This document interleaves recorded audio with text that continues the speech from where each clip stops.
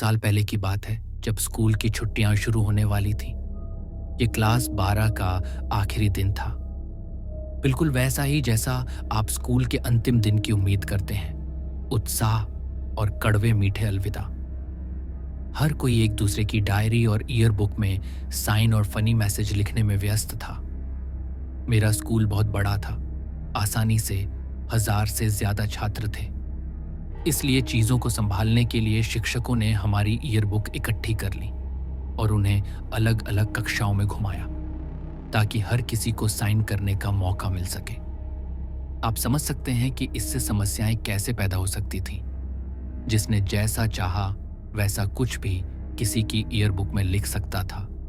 शिक्षक इसे बिगड़ने से रोकने की कोशिश कर रहे थे, लेकिन मुझे कुछ बच्चे पता थे जिन्होंने जानबूझकर उन लोगों के लिए बुरे संदेश लिखे जिनको वे पसंद नहीं करते थे। दिन के अंत में जब मुझे अपनी ईयर बुक वापस मिली तो मैं बड़े उत्साह से पन्ने पलटने लगा, अपने दोस्तों के मजाकिया नोट्स पढ़ता हुआ।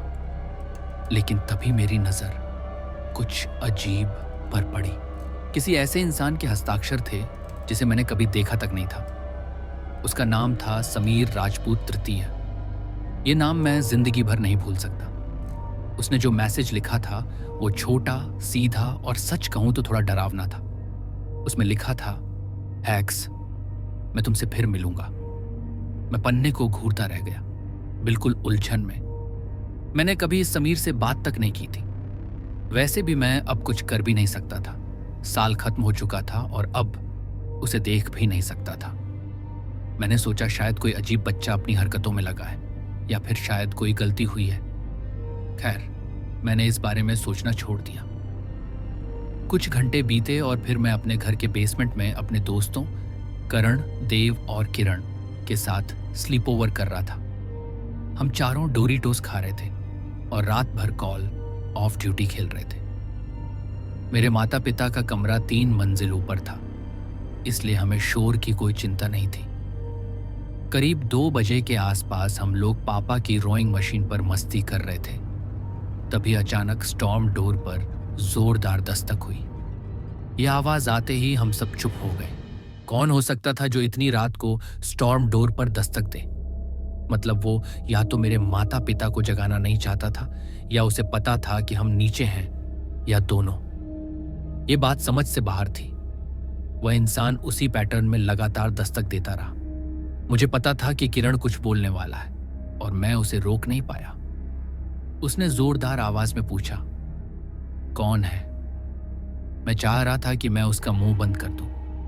उसने यह जाहिर कर दिया कि हम यहां नीचे हैं। मेरे बेसमेंट में बाहर की तरफ कोई खिड़की भी नहीं थी, इसलिए पहले उन्हें पता नहीं होता कि हम यहां हैं, लेकिन अब जरूर हो गया। काफी देर की चुप्पी और दस्तक के बाद एक धीमी आवाज आई। उसने कहा, पीछे के दरवाजे पर आओ। आवाज बहुत हाई पिच और खुशमिजाज थी, जैसे कोई हमारा दोस्त मस्ती में स्लीप ओवर में शामिल होने आया हो। यह यकीनन किसी किशोर की आवाज थी। मुझे डर लग रहा था, लेकिन मेरे दोस्त बिल्कुल परेशान नहीं थे, बल्कि उन्हें यह रोमांचक लग रहा था कि कोई अजनबी हमारे घर के बाहर खड़ा है। उन्होंने मुझ पर दबाव डाला कि मैं कम से कम जाकर देखूं, और मैं न चाहते हुए भी उन्हीं की जिद पर ऊपर चला गया। हम धीरे धीरे दबे पांव ऊपर गए। मैं धीरे धीरे पीछे के दरवाजे की ओर बढ़ा। दिल जोर जोर से धड़क रहा था। कांच की खिड़की से मुझे एक परछाई नजर आई। जैसे ही चेहरा रोशनी में आया, मेरा दिल बैठ गया। वो वही था, समीर राजपूत तृतीय। वही लड़का जिसने मेरी ईयर बुक में मैसेज लिखा था। मेरे दोस्त दरवाजा खोलने जा ही रहे थे, लेकिन मैंने उन्हें रोका। मैंने उन्हें बताया कि यह वही लड़का है और पूरी बात समझाई। अब उनका मूड थोड़ा बदल गया। ध्यान रहे कि समीर अभी बाहर ही खड़ा था और हमें देख सकता था। मेरी घबराहट देखकर उसने इशारा करना शुरू किया कि मैं खिड़की के पास आऊं। मैं किचन की खिड़की की ओर गया और उसे हल्का सा खोला। समीर पास आकर बोला, अच्छा, तो तुम्हें मेरा मैसेज मिल गया। उसने अपना नाम बताया और कहा कि वह हमेशा मुझे दूर से देखता था और हम अच्छे दोस्त बन सकते थे। मैंने डर की वजह से हामी भरी। वरना मैं जानता था कि कभी भी उससे दोस्ती नहीं करता। फिर मैंने पूछा कि उसे मेरे घर का पता कैसे पता चला। उसने कोई जवाब नहीं दिया। तभी देव ने उसे गुस्से में स्टॉकर कहा और भाग जाने को कहा। यह सुनते ही समीर का चेहरा बिल्कुल बदल गया। उसके चेहरे पर घृणा उतर आई। अचानक वो चीखने चिल्लाने लगा, कहने लगा कि उसे मेरे दोस्त से नफरत है, हम सबको मर जाना चाहिए।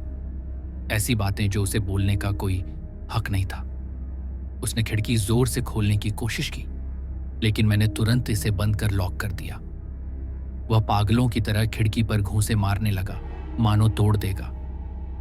इतनी तेज आवाज हुई कि मेरे माता पिता नीचे भागते हुए आ गए।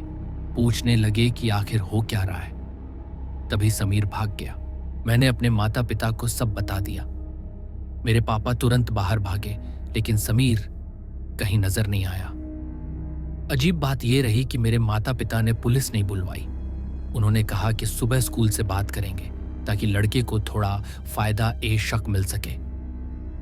अगली सुबह जब मेरे माता पिता ने स्कूल से बात की, तब सच्चाई सामने आई। पता चला कि समीर को कुछ हफ्ते पहले ही स्कूल से निष्कासित कर दिया गया था। उसे तो स्कूल में आखिरी दिन आना ही नहीं था। ईयरबुक छप चुकी थी, इसलिए उसका फोटो उसमें छपा रह गया था। यानी उसने चोरी छिपे स्कूल में घुसकर ही वह मैसेज लिखा था। इसके बाद स्कूल ने समीर और उसके परिवार को ढूंढने की कोशिश की, लेकिन किसी को कुछ नहीं मिला, जैसे वो और उसका परिवार कभी अस्तित्व में थे ही नहीं। बात बड़ी हो सकती थी, लेकिन स्कूल ने इसे दबाने की कोशिश की। आज तक मुझे नहीं पता कि उसने मेरा घर कैसे ढूंढा। यही बात मुझे सबसे ज्यादा डराती है।